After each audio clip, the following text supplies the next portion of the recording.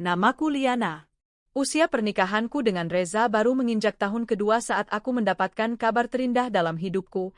Aku hamil. Tangis haru pecah di kamar kecil kami yang sederhana saat dua garis merah itu muncul. Reza yang waktu itu baru pulang kerja langsung memelukku erat dan menangis di bahuku. Akhirnya, sayang kita akan jadi orang tua, bisiknya penuh kebahagiaan. Hari-hari berikutnya adalah hari-hari terindah. Reza berubah menjadi pria paling perhatian. Ia selalu membelikan buah setiap pulang kerja, membantuku mencuci piring, bahkan mengepel lantai tanpa aku minta. Meski penghasilan kami pas-pasan, kami hidup bahagia. Aku merasa cukup. Teramat cukup. Namun, semua kebahagiaan itu perlahan-lahan retak sejak Retha datang. Retha adalah teman kerja baru Reza. Perempuan tinggi, langsing, dengan kulit mulus dan dandanan selalu sempurna.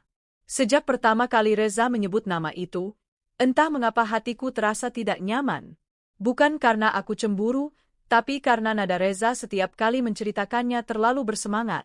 Retha itu pintar banget, ya. Baru masuk tapi udah dipercaya pegang proyek besar, katanya suatu malam sambil menyantap makan malam yang kubuat. Aku hanya tersenyum kecil dan menunduk. Perutku sudah mulai membesar. Usia kandunganku 3 bulan. Aku lebih mudah lelah dari biasanya dan sering merasa mual. Tapi aku berusaha kuat. Aku ingin menjadi istri yang baik, ibu yang kuat. Namun sejak Retha hadir, sikap Reza perlahan berubah. Ia lebih sering pulang malam. Katanya lembur. Tapi aku pernah menelepon ke kantor dan kata satpam, Reza sudah pulang sejak sore. Kecurigaanku makin kuat saat aku mencium parfum wanita di kemeja Reza. Itu bukan parfumnya. Dan jelas bukan milikku. Reza, kamu yakin lembur? Tanyaku suatu malam dengan suara bergetar. Ia menghela napas panjang. Liana, kamu tuh hamil. Hormonnya jangan sampai bikin kamu suzon mulu. Aku kerja buat kalian, tahu? Aku terdiam. Air mataku menetes. Tapi aku tahan isak tangis itu. Aku tak ingin membuatnya marah. Lagi. Aku mencoba percaya. Demi anak kami yang sedang tumbuh di dalam perut ini. Suatu hari, Reza mengajakku ke acara gathering kantor. Aku senang, karena akhirnya bisa jalan-jalan dan melihat dunia luar setelah lama hanya di rumah.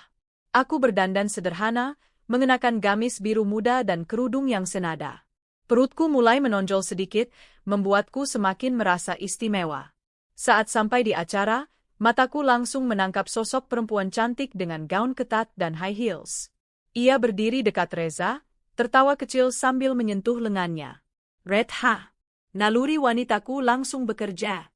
Tatapan matanya ke arahku, bukan tatapan ramah, tapi sinis. Seolah menilai seluruh penampilanku dari ujung kepala hingga kaki. Oh, jadi ini istrimu, Reza? Cantik juga, ya? Kelihatan alami banget, katanya sambil tersenyum miring. Aku hanya membalas dengan anggukan sopan. Tapi hatiku panas. Sepanjang acara, Reza terus bersama Retha. Bahkan saat aku duduk sendirian di meja, mereka berdua berdansa di depan. Beberapa teman kerja Reza memandangku iba. Aku malu. Hancur. Dalam perjalanan pulang, aku diam sepanjang jalan. Dan Reza pun tidak banyak bicara. Ia sibuk memainkan ponselnya, membalas chat yang sepertinya dari Retha. Saat sampai rumah, aku langsung masuk kamar dan menangis. Aku mencoba kuat, tapi malam itu, aku merasa seperti istri yang tidak diinginkan. 2 minggu setelahnya, aku merasakan perutku mulas. Aku panik. Segera ke dokter, dan dokter mengatakan aku harus banyak istirahat karena tekanan darahku turun. Kandunganku masih lemah. Tapi kabar baiknya, janin kami sehat. Aku memberitahu Reza. Ia hanya menjawab singkat, oh ya? Syukurlah. Aku besok ada dinas luar kota. Jangan manja ya, jaga diri baik-baik. Aku hanya menatap punggungnya yang berlalu. Beberapa hari kemudian, saat kondisiku agak membaik, aku menghadiri arisan keluarga Reza. Di rumah mertua. Aku memaksakan diri hadir karena tak ingin menambah jarak dengan keluarga suami. Semua menyambutku hangat, kecuali satu orang. Retha. Entah kenapa, ia juga diundang. Katanya dekat dengan sepupunya Reza. Tapi aku tahu, ini ulahnya. Ia selalu mencari cara untuk berada di dekat Reza. Saat acara berlangsung, aku pamit ke kamar mandi. Rumah besar itu memiliki 2 lantai. Kamar mandi tamu ada di lantai atas. Aku berjalan perlahan menaiki tangga. Tapi saat aku baru sampai di tengah, seseorang memanggil dari belakang. Liana! Aku menoleh. Redha berdiri di bawah, lalu naik beberapa anak tangga. Matanya dingin. Kamu tahu nggak sih, kamu itu kasihan banget, katanya pelan. Aku mematung. Apa maksudmu? Kamu nggak sadar kalau kamu itu cuma penghalang? Reza itu, dia butuh wanita yang setara. Bukan kayak kamu. Hatiku mencelos. Dia suamiku, Redha. Dan aku sedang mengandung anaknya, ucapku berusaha tenang. Redha mendekat. Sayangnya, kamu terlalu lemah buat menjaga dia. Dan bahkan, untuk menjaga anak yang kamu banggakan itu. Tanpa sempat kupahami maksudnya, tiba-tiba tangannya mendorong bahuku kuat. Aku kehilangan keseimbangan. Tubuhku terhuyung. Tanganku mencoba meraih pegangan. Tapi semuanya terjadi begitu cepat. Tubuhku terguling menuruni anak tangga. Sakit luar biasa menyerang pinggang dan perutku. Dunia terasa gelap. Yang kudengar hanya suara orang-orang berteriak. Dan suara Reza, samar-samar, memanggil namaku. Liana! Aku terbangun di rumah sakit. Perutku terasa perih. Kepalaku pening. Di sisiku ada ibuku yang menangis terisak.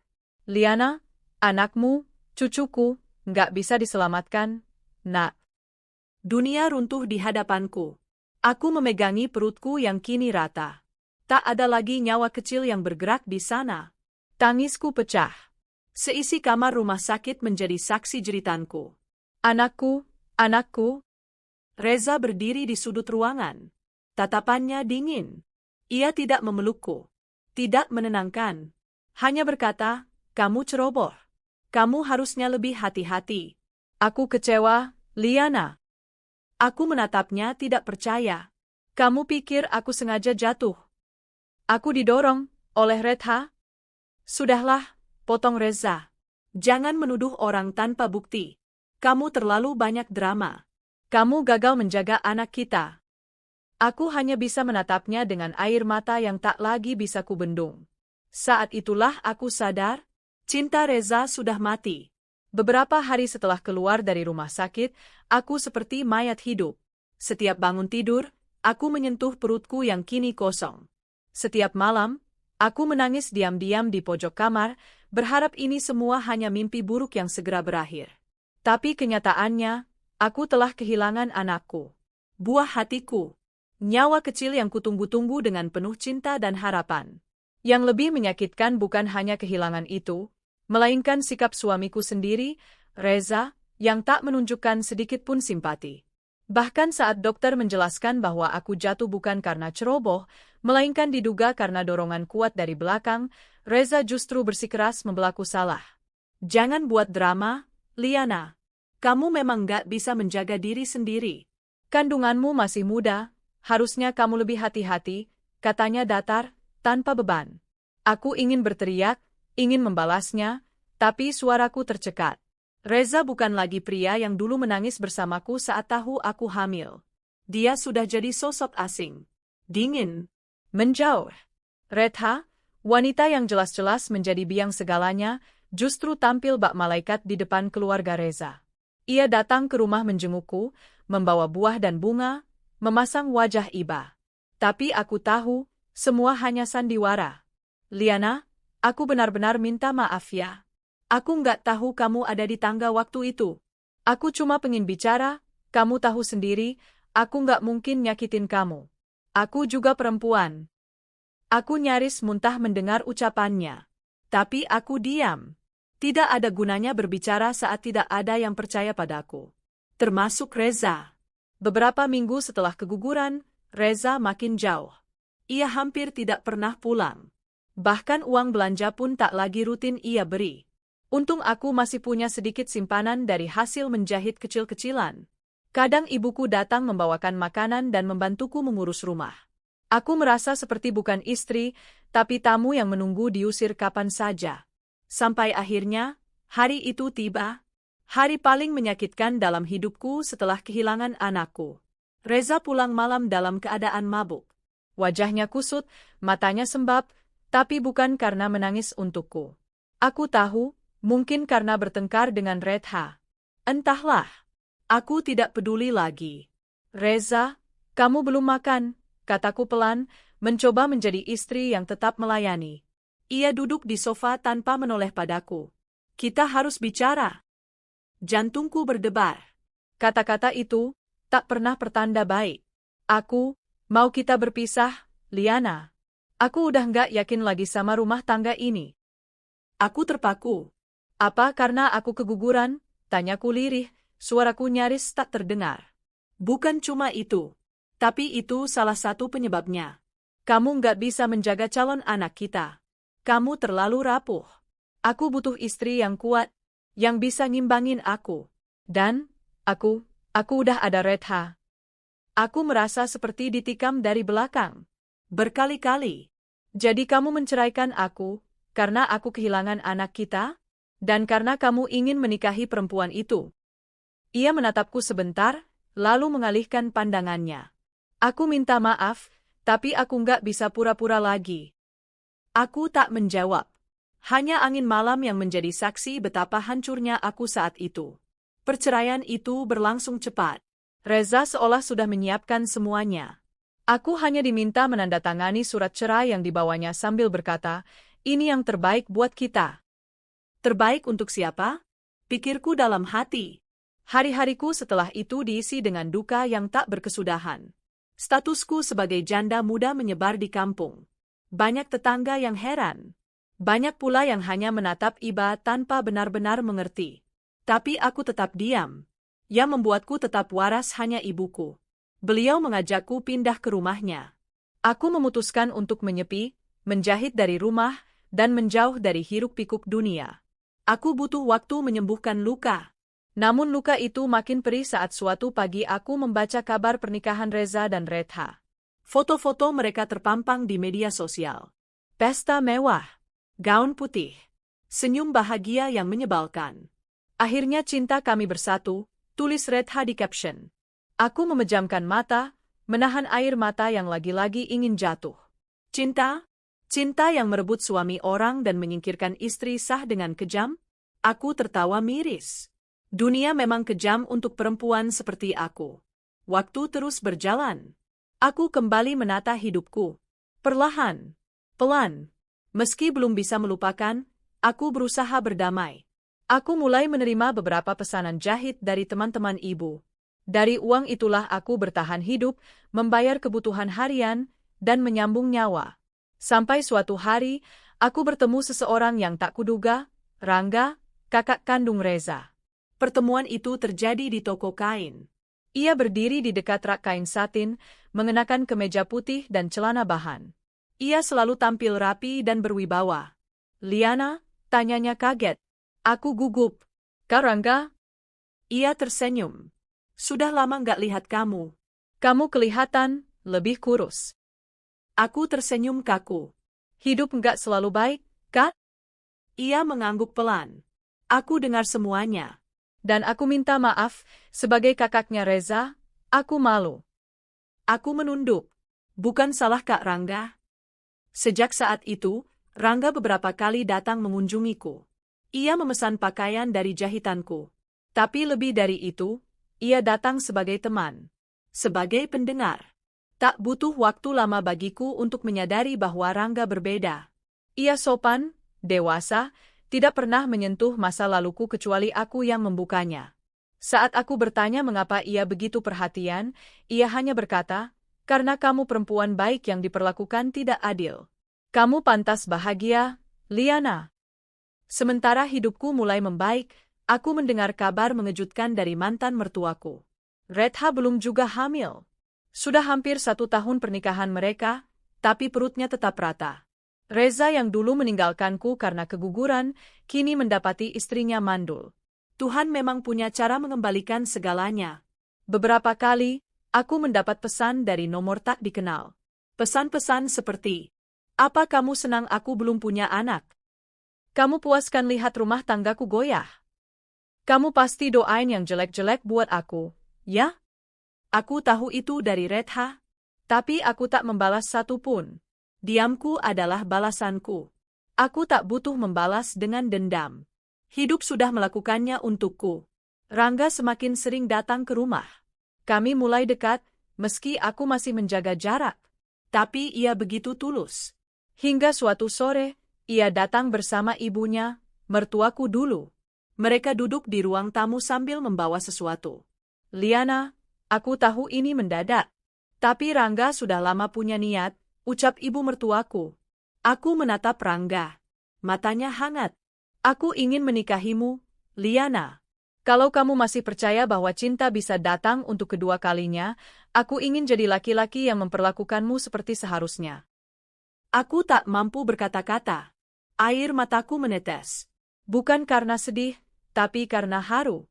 Setelah semua luka yang kuterima, ada seseorang yang melihatku bukan sebagai janda, bukan sebagai wanita gagal, tapi sebagai wanita yang layak dicintai sepenuhnya. Pernikahan kami tidak digelar secara mewah, tapi sangat hangat dan penuh doa. Rangga menikahiku secara sederhana di rumah ibuku, disaksikan keluarga terdekat. Tidak ada gaun pesta megah, tidak ada pesta besar-besaran. Tapi saat ia mengucap ijab kabul dengan lantang dan mantap, aku tahu, inilah awal hidup baru yang selama ini tak pernah aku bayangkan. Hari-hari bersamanya terasa ringan. Rangga tahu betul aku pernah terluka dalam, dan dia tidak memaksaku untuk langsung membuka hati. Tapi seiring waktu, kasih sayangnya membasuh semua luka yang pernah ditorehkan masa lalu.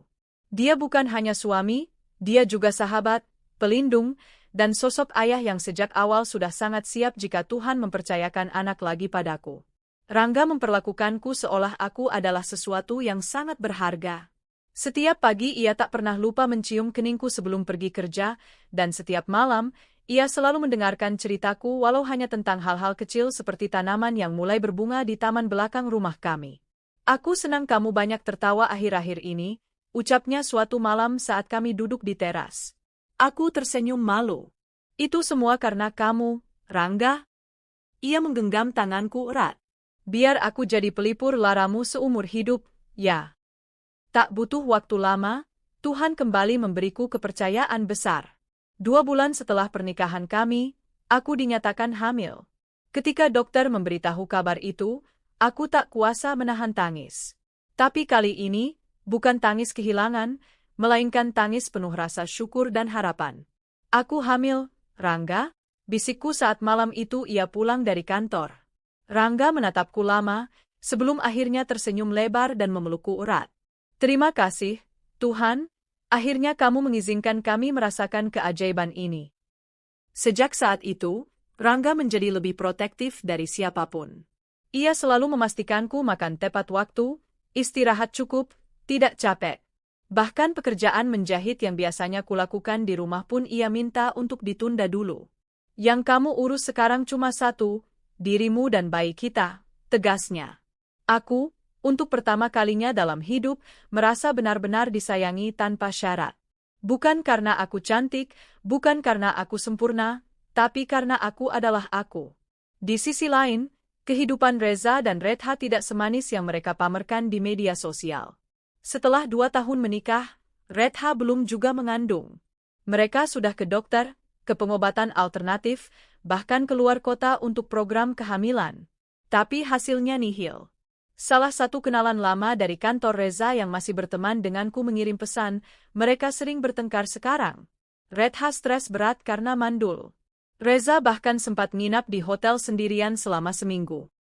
Aku membaca pesan itu tanpa ekspresi.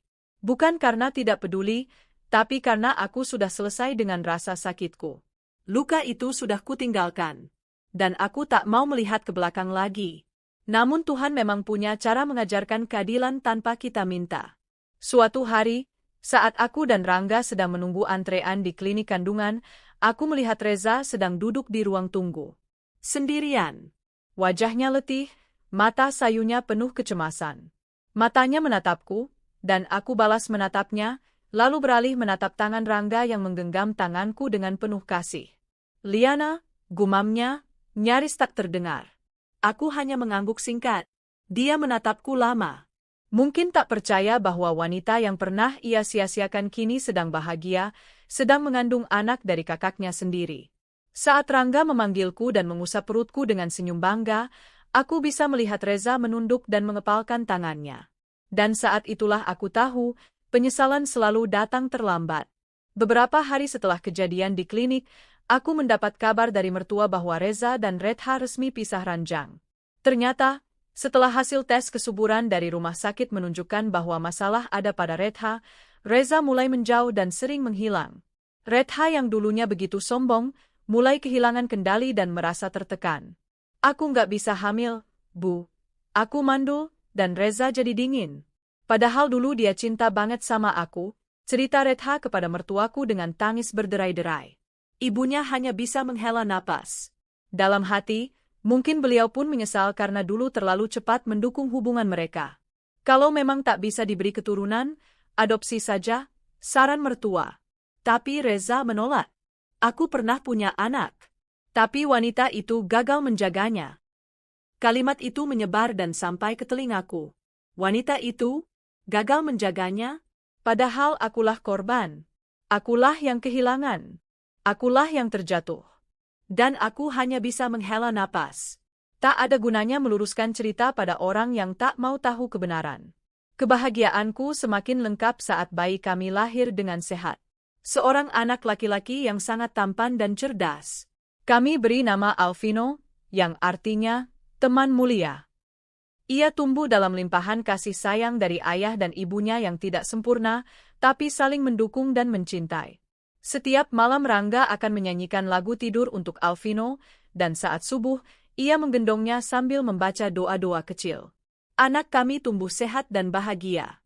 3 tahun kemudian, kami kembali dikaruniai anak laki-laki kedua, Alvano, yang wajahnya sangat mirip dengan Rangga. Hidup kami lengkap. Sederhana, tapi penuh syukur. Suatu kali, saat kami menghadiri undangan keluarga besar, Reza hadir di sana, sendiri.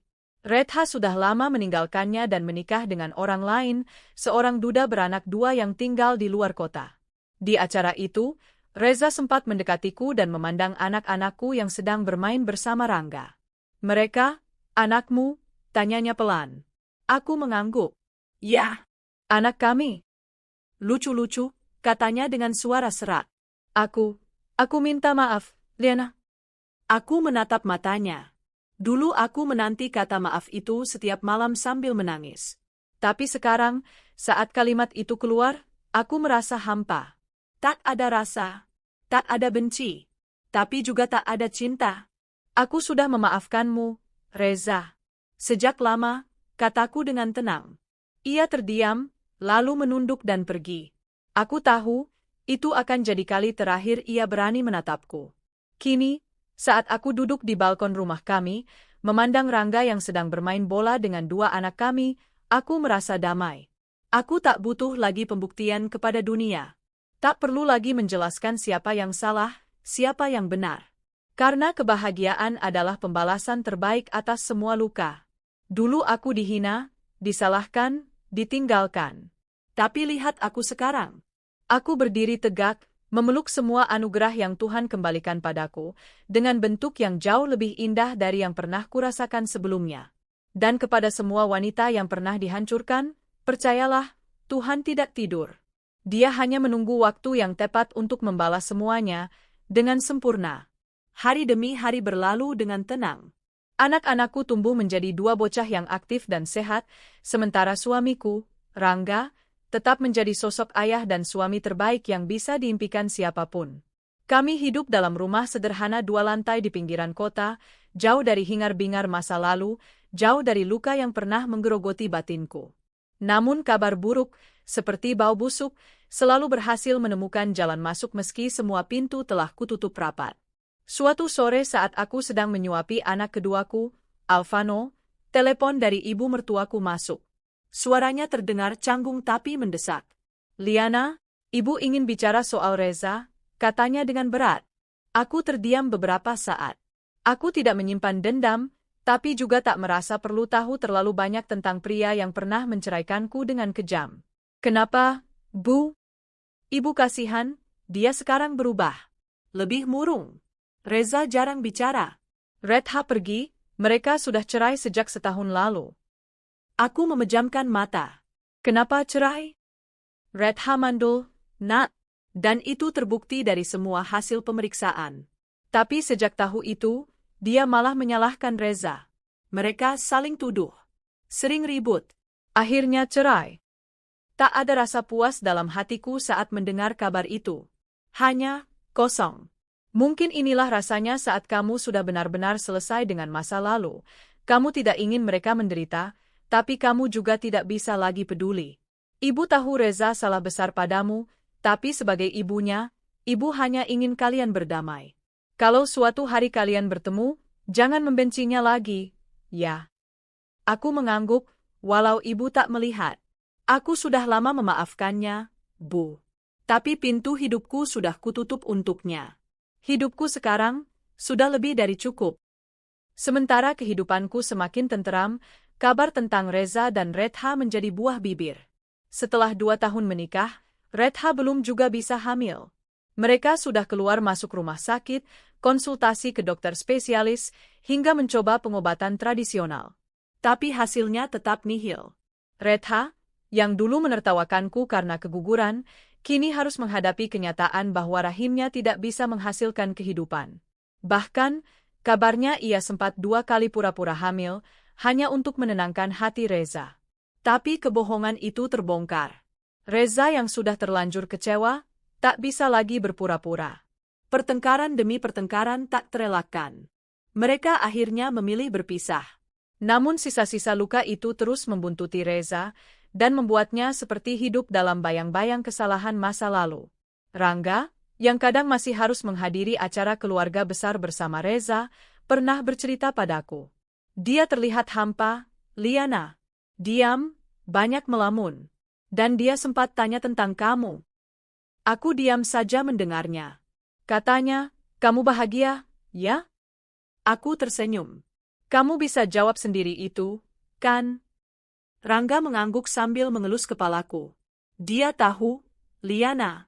Dia tahu dia kehilangan hal terbaik dalam hidupnya karena pilihannya sendiri. 1 tahun kemudian, aku mengandung lagi. Kali ini, tak hanya Rangga yang sangat bahagia, Alvino dan Alvano pun ikut antusias. Mereka sering mendekatkan telinga mereka ke perutku dan berkata, "Adek, cepat besar ya, biar bisa main bola." Rangga juga menjadi lebih protektif dari sebelumnya. Ia menyewa bidan khusus untuk mendampingi kehamilanku dan memindahkan kamar tidur kami ke lantai bawah agar aku tak harus naik tangga. Kalau kamu capek, kamu istirahat. Nggak usah jahit dulu. Semua yang kamu butuhkan, aku siapkan. Kamu tinggal nikmati saja peranmu sebagai ibu. Aku tidak bisa meminta lebih. Lelaki yang kini kupanggil suami bukan hanya menyembuhkan lukaku, tapi menjagaku sepenuh hati, sesuatu yang tidak pernah aku rasakan saat dulu bersanding dengan Reza. Kehamilan keduaku berjalan lancar. Dan saat bayi kami lahir, laki-laki sehat dengan tangis nyaring, Rangga menitikkan air mata di sampingku. Tangannya menggenggam tanganku begitu erat, seperti tak ingin kehilangan lagi. "Kita beri nama siapa?" tanyaku pelan, sambil menatap bayi mungil itu. "Alvano." Aku tersenyum lebar. 2 malaikat kecilku, Alvino dan Alvano, melengkapi hidupku yang dulu sempat hancur. Sementara itu, Reza makin tenggelam dalam penyesalan. Rumah yang dulu dibangun bersama Redha kini dijual. Mobil mewahnya sudah tak ada. Ia kembali ke rumah orang tuanya, hidup sederhana, dan menurut cerita ibu mertuaku, hampir setiap hari hanya duduk termenung di teras belakang sambil merokok. Beberapa kali ia ditawari untuk menikah lagi, tapi selalu menolak. "Tidak semua wanita bisa sebaik Liana," katanya suatu kali kepada Rangga. Rangga hanya menatapnya lama, sebelum menjawab, "Kamu sendiri yang melepaskannya." "Dan kamu yang beruntung mendapatkannya," sahut Reza lirih. Malam harinya, saat Rangga menceritakan percakapan itu, aku hanya diam. "Kalau suatu saat dia datang meminta maaf secara langsung, kamu terima, ya?" kata Rangga.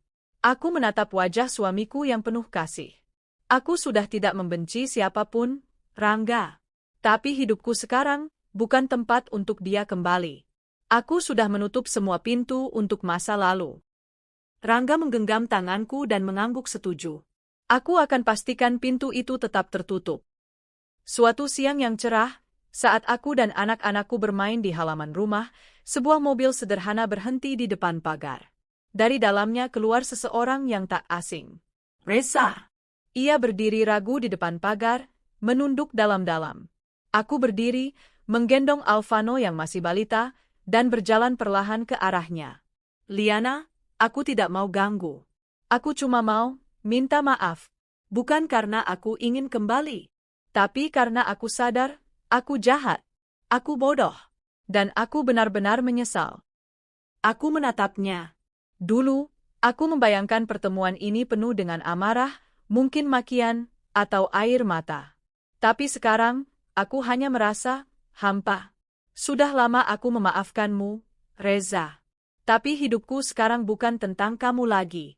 Aku sudah bahagia, dan aku harap kamu bisa bahagia juga. Ia mengangguk pelan.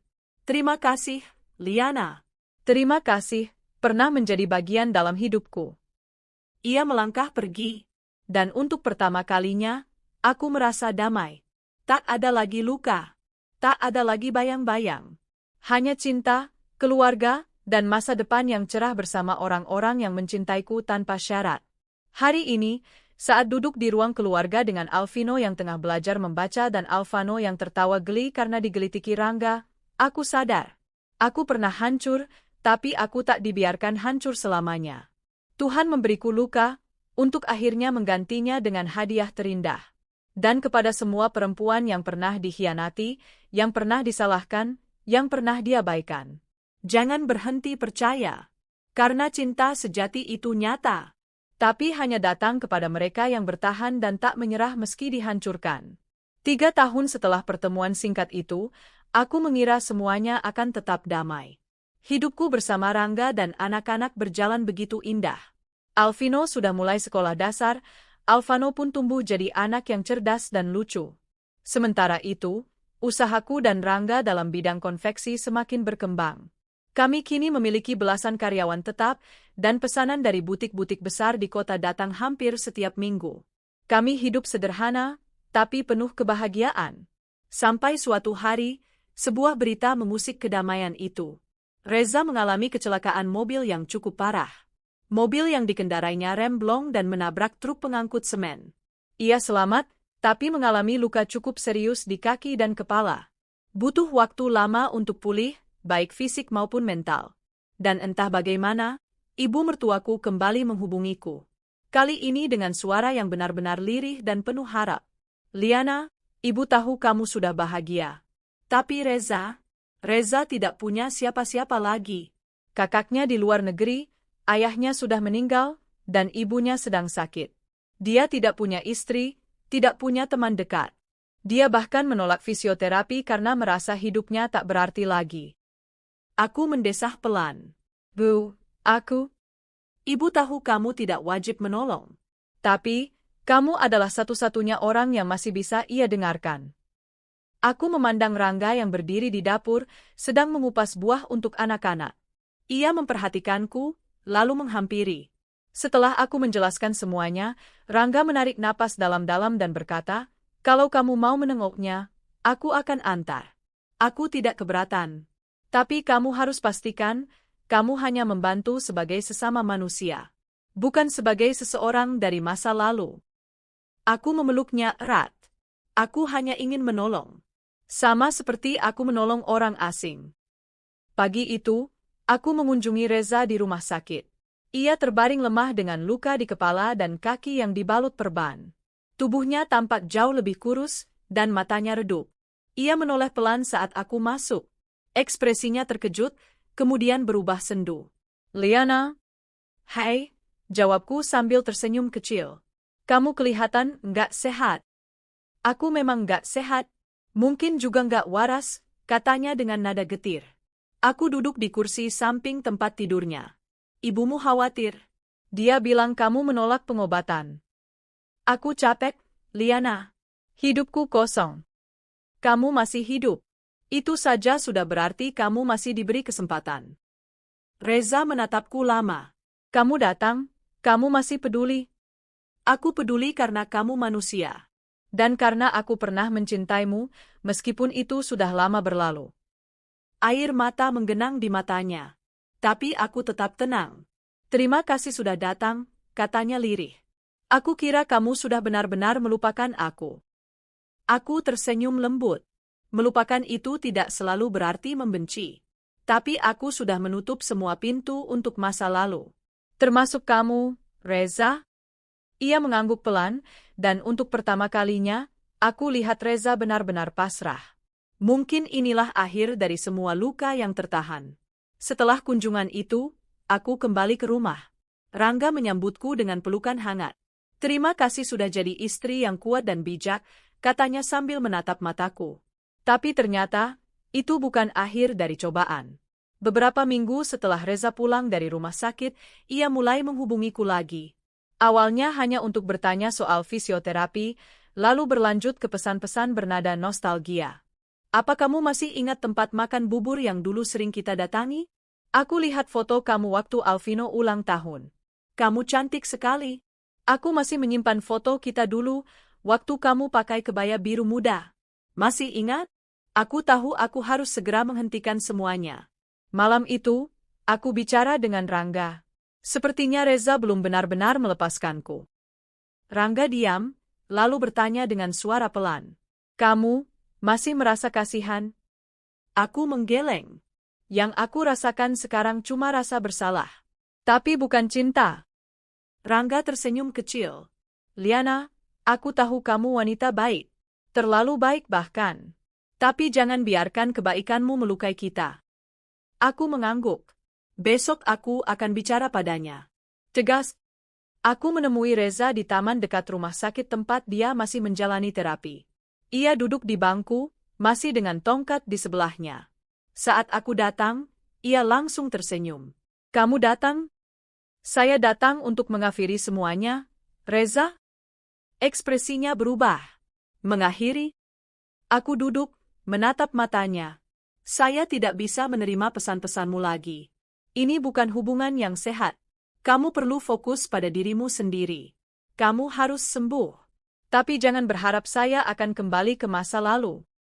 Tapi Liana, aku sendirian. Kesepian bukan alasan untuk merusak kebahagiaan orang lain. Ia tertunduk. Aku cuma ingin satu kesempatan lagi. Kesempatan itu sudah kamu buang bertahun lalu. Saya sudah menjadi istri orang lain. Ibu dari 3 anak. Dan saya bahagia. Ia menangis. Tapi aku tetap berdiri, meninggalkannya di bangku itu.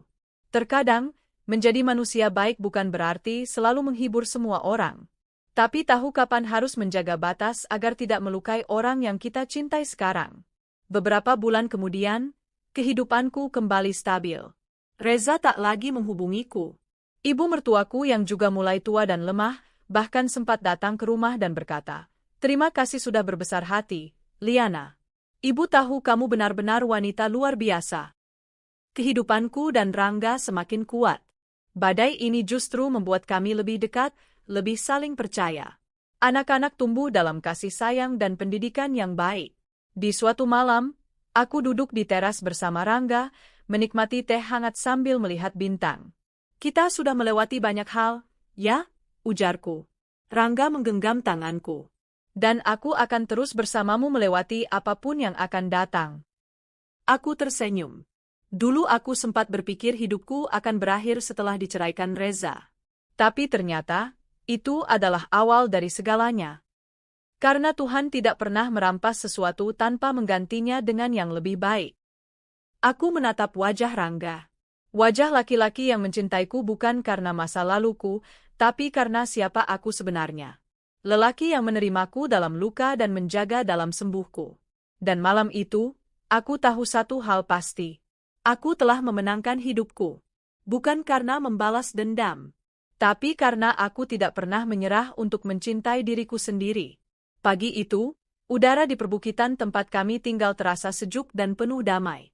Rumah kami sederhana, namun penuh tawa anak-anak dan aroma kayu manis dari dapur. Alvino dan Alvano sedang duduk di ruang tengah, menulis dan menggambar. Rangga baru saja pulang dari pasar membawa sekarung sayur segar dan oleh-oleh kesukaan anak-anak. Onde-onde. Liana, Aku dapat kabar dari Jakarta, ujar Rangga sambil menaruh kantong belanja di meja dapur. Aku menoleh. Kabar apa? Kantor pusat menawarkan aku untuk jadi perwakilan cabang di Jakarta. Gaji 2 kali lipat. Tapi kita harus pindah. aku terdiam sejenak. Jakarta berarti jauh dari kebun teh, jauh dari udara pegunungan yang selama ini menjadi tempat ternyaman untuk kami menyembuhkan luka masa lalu. Tapi aku tahu, ini kesempatan besar untuk suamiku. Bagaimana menurutmu? Tanyanya hati-hati. Aku ikut kamu.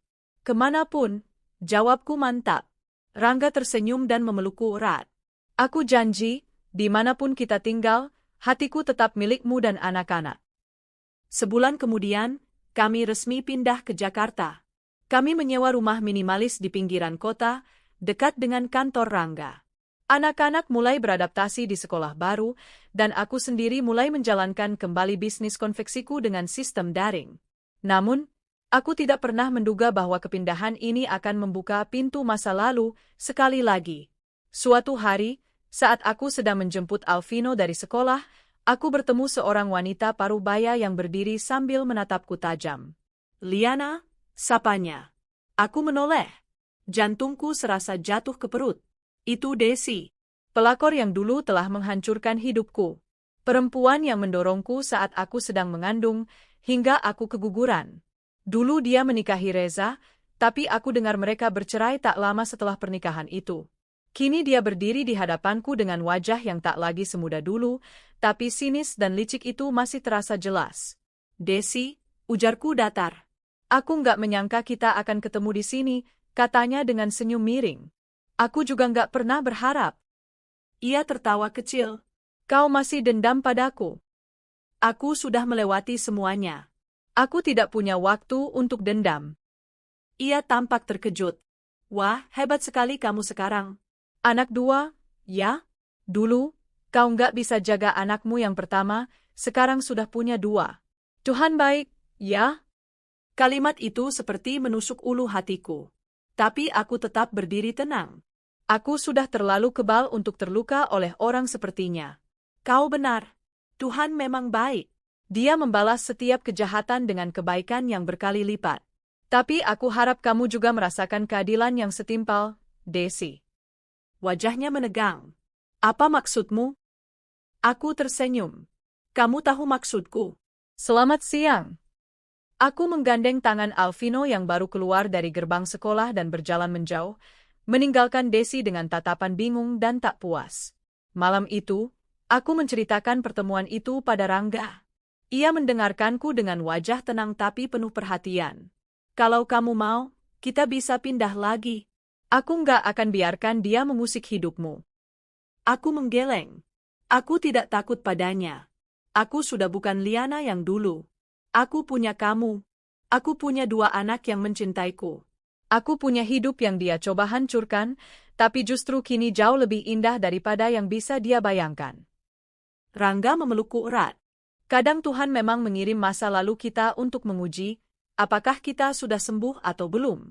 Dan aku percaya, kamu sudah sembuh sepenuhnya. Beberapa hari kemudian, aku bertemu lagi dengan Desi. Tapi kali ini, dia yang menghampiriku. Aku minta maaf, Liana, katanya tiba-tiba saat aku sedang duduk di taman kecil sambil menunggu anak-anak selesai ekskul. Aku menoleh pelan. Maaf? Ia menghela napas. Aku nggak punya anak, Liana. Aku sudah kemana-mana. Semua dokter bilang rahimku rusak karena prosedur aborsi yang dulu aku lakukan sebelum nikah dengan Reza. Aku tercekat. Ternyata, Desi pernah menggugurkan kandungan? Mungkin saat masih menjalin hubungan gelap dengan Reza? Aku iri padamu, lanjutnya. Kamu tetap tegar. Tetap punya hati baik. Aku kehilangan segalanya. Reza menceraikanku. Lalu dia pergi ke luar negeri. Ibuku meninggal, dan aku tinggal sendiri sekarang. Bahkan aku nggak punya pekerjaan tetap. Aku memandangnya. Untuk pertama kalinya, aku tidak merasa marah. Tidak merasa ingin membalas. Justru aku merasa iba. Aku harap kamu bisa memaafkan dirimu sendiri, Desi. Karena kalau tidak, kamu tidak akan pernah benar-benar hidup. Dia tertunduk. Terima kasih sudah bersikap manusiawi, bahkan pada orang sepertiku. Aku berdiri. Semoga kamu menemukan kedamaianmu. Selamat tinggal, Desi. Waktu berjalan cepat. 2 tahun berlalu sejak kami pindah ke Jakarta. Anak-anak tumbuh jadi pribadi yang ceria dan cerdas. Alvino senang menggambar dan bercita-cita jadi arsitek. Alvano senang menyanyi dan menari dimanapun. Aku dan Rangga membuka butik fisik yang menampilkan hasil rancangan kami, yang kini juga dipesan oleh selebriti online. Suatu malam, saat aku dan Rangga duduk di balkon, kami membahas tentang impian jangka panjang. Apa kamu masih pernah mengingat Reza? Tanyanya pelan. Aku tersenyum. Sebagai pelajaran. Tapi tidak lagi sebagai kenangan. Dan Desi? Sebagai bukti bahwa luka bisa menyadarkan manusia, atau menghancurkannya. Tergantung bagaimana ia memilih. Rangga menarikku ke pelukannya. Kalau begitu, aku bersyukur kamu memilih untuk tetap hidup dan mencintaiku. Aku juga bersyukur kamu datang di saat yang tepat. Di saat aku tidak tahu apakah aku masih pantas dicintai. Rangga menatapku. Kamu selalu pantas dicintai, Liana. Dan bukan hanya karena kamu cantik atau kuat, tapi karena kamu adalah rumah bagi siapapun yang tulus. Termasuk aku dan anak-anak kita. Malam itu, bintang bersinar terang di atas langit Jakarta. Dan di hatiku, aku tahu, tidak ada luka yang tidak bisa disembuhkan oleh cinta. Dan cinta sejati adalah ketika seseorang tetap memilihmu, meski tahu seluruh kisah kelammu. 5 tahun telah berlalu sejak aku menikah dengan Rangga, kakak dari mantan suamiku. 5 tahun penuh warna, tawa, dan air mata bahagia. Tak pernah terlintas dalam pikiranku bahwa setelah dikhianati dan dihancurkan, aku akan memiliki kehidupan seindah ini. Aku kini adalah seorang istri yang dicintai, ibu dari 2 anak lelaki tampan dan cerdas, serta pemilik butik busana yang cukup dikenal di kalangan sosialita ibu kota. Tapi bukan kemewahan yang membuatku merasa menang, melainkan cinta dan kedamaian yang aku rasakan setiap pagi saat membuka mata dan setiap malam saat menatap wajah orang-orang tercinta di sekelilingku. Pagi itu, kami sedang bersiap-siap untuk perayaan ulang tahun Alvano yang keempat. Rangga membantuku memasang dekorasi balon, sedangkan Alvino sibuk merapikan kado-kado yang ia bungkus sendiri. "Emma, kira-kira Papa Reza datang gak ya?" tanya Alvino tiba-tiba. Aku sedikit terkejut dengan pertanyaan itu. Kami tidak pernah membatasi anak-anak untuk mengenal masa lalu, selama itu disampaikan dengan cara yang sehat. Alvino tahu bahwa Reza adalah ayah biologisnya, tapi ia pun sangat tahu bahwa Rangga adalah sosok ayah sejati yang selama ini hadir untuknya. Mungkin tidak, jawabku sambil mengelus kepalanya. Tapi nggak apa-apa, kan? Kamu kan punya Papa Rangga. Alvino mengangguk dan tersenyum. Papa Rangga jauh lebih baik. Rangga yang mendengar dari belakang langsung memeluk Alvino dan mengangkatnya tinggi-tinggi. Siapapun yang sayang sama Mama, aku juga sayang. Apalagi anak Mama yang pintar ini. Suara tawa kami memenuhi rumah, menandai bahwa keluarga kecil ini telah tumbuh dari luka menjadi kekuatan. Tamu-tamu mulai berdatangan. Acara berlangsung meriah namun hangat, seperti yang kami inginkan. Teman-teman sekolah anak-anak datang bersama orang tua mereka, juga beberapa kolega bisnis butikku. Saat aku sedang membagikan kue kepada anak-anak, salah satu tamu yang datang membuat nafasku tertahan sesaat. Reza. Ya, Reza. Lelaki yang dulu bersumpah mencintaiku, tapi kemudian menceraikanku hanya karena aku keguguran. Ia berdiri di ambang pintu dengan wajah yang jauh lebih tirus dari terakhir kali aku melihatnya. Rambutnya mulai beruban, matanya sayu, dan ia datang sendiri. Tanpa Desi. Tanpa siapapun.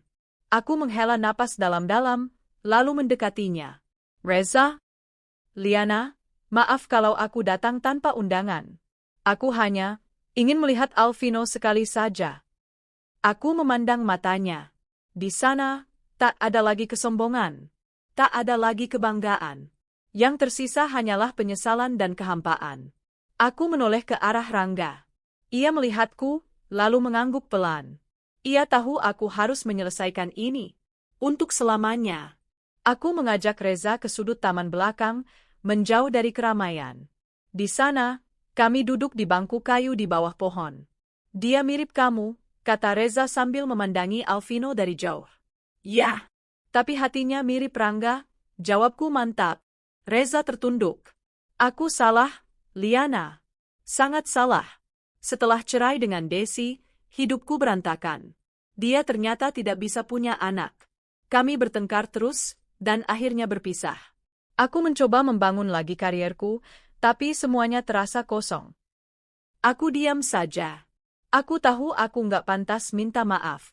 Tapi aku minta kamu tahu, setiap malam aku dihantui perbuatan yang kulakukan padamu.